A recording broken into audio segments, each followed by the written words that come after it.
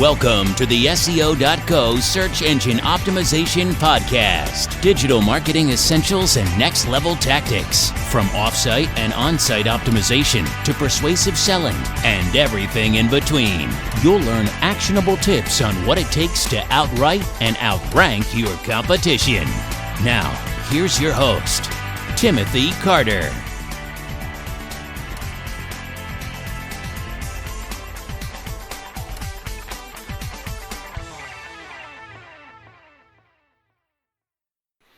Thanks for joining me on the podcast. Today we're going to talk about what types of content drive traffic.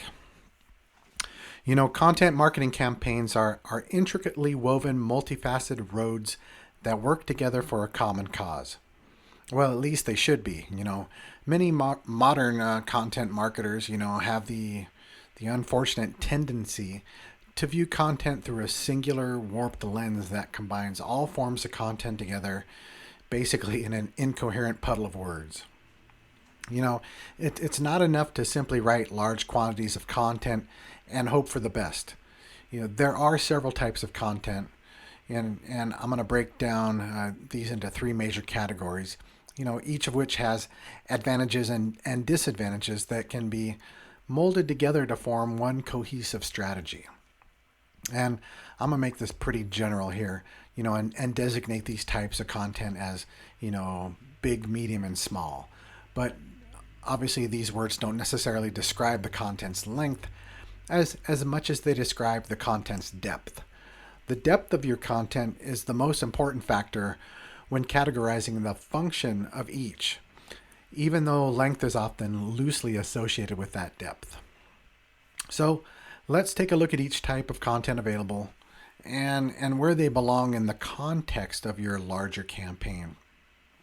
So big content is obviously the deepest form of content, usually exploring a topic in full detail, relying on original research and many sources of data to present something valuable and unified. Big content tends to be long, mostly because of the sheer volume of info necessary to include, but it isn't a necessity. Big content could be any material that covers a topic in great detail and in a way that maybe has not been done before.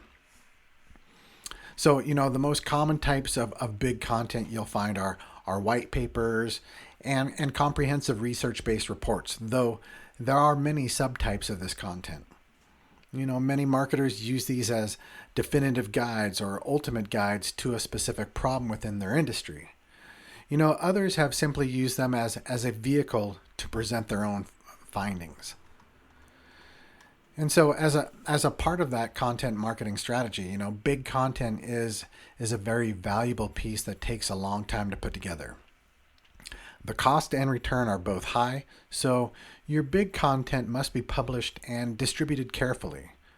One of the most effective ways to do this is to offer your big content only as a reward for some action on some part of your users, such as signing up for an email or making a purchase in your store.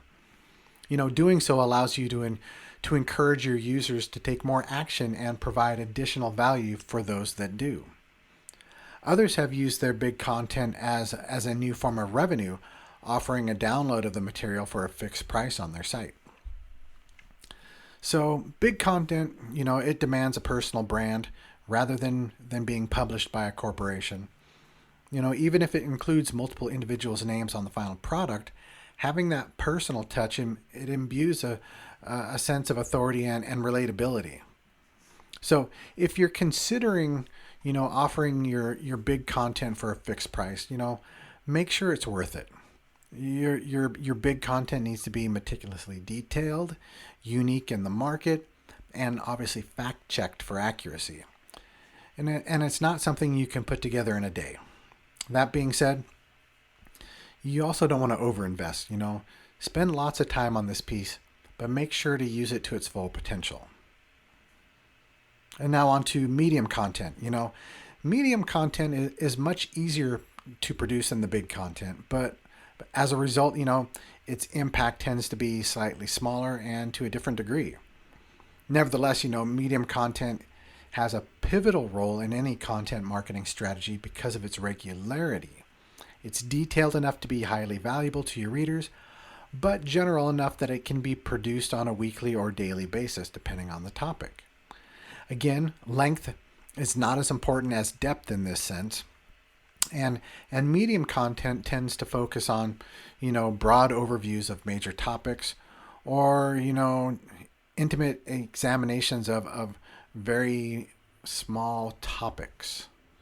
So, the most popular type of medium content is obviously the blog post, especially after, Google Panda updates and the current core algorithm updates. Google made it practically mandatory for every online business to have, some kind of regularly updated content because freshness is a factor. And blog posts are relatively easy to write and can range from anywhere from, 400 to 1,500 words or more, but not as, substantial or as in-depth as one of your big pieces of content, which could be, 6 to 10 to 20,000 words. And, other types of medium content could be press releases and other forms of online articles and guest posting. So, the function of medium content, its job is to build a recurring readership, whereas big content makes a big sell to new users or leads with a high potential, medium content keeps the interest of lukewarm or developing leads and encourages more loyalty among your current, readers and visitors. So some have tried to include medium content as a subscription service, but to mixed results. For most businesses, medium content belongs as free, regularly updated part of your website that is valuable, relatively deep, answers your ideal customers' questions, and is at least has enough personality and brand voice to be moderately enjoyable. You don't want bland copy out there. And speaking of best practices, pay attention to the voice in those content pieces.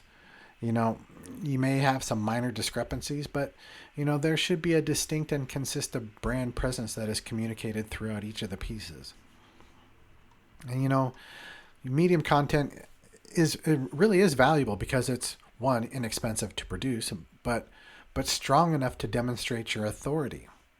So take advantage of this by using medium content or blogging, as a turning point, and use it as a platform to guide your leads to wherever you want them to go based on the topic that they have landed on your site for. And obviously, last best practice for medium content, blogging should be syndicated more heavily than that big content. Being able to reach new audiences and get more visibility for your brand, whether that's through an RSS feed or, social sharing. And then we'll kind of tie this up with the small content. And small content is any content that's, less detailed and less valuable than big or medium pieces. Obviously, small content comes in smaller packages as small paragraphs or even single sentences. And it's becoming more important due to, diminishing attention spans and increased desires for concise conveyed information. Those small chunks of content, are the least valuable, but they're also the easiest to create mass quantities of. And so what kind of types of small content are there? Well, the most notable and important types of small content is around the social media post. Twitter only used to allow 140 character max. A lot of people still like to use that. Facebook allows a couple of paragraphs worth of information, but most users adhere to much shorter formats. So that small content, can come in the form of email blasts, which features short snippets of upcoming posts or teases of bigger content to come.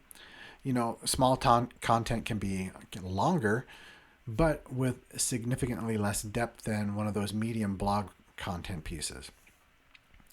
For example, some SEO strategies include offsite backlink content that is of a lower quality but a higher word count. So Small content, exists to communicate simple ideas in a concise format when depth is not an issue, but timing is.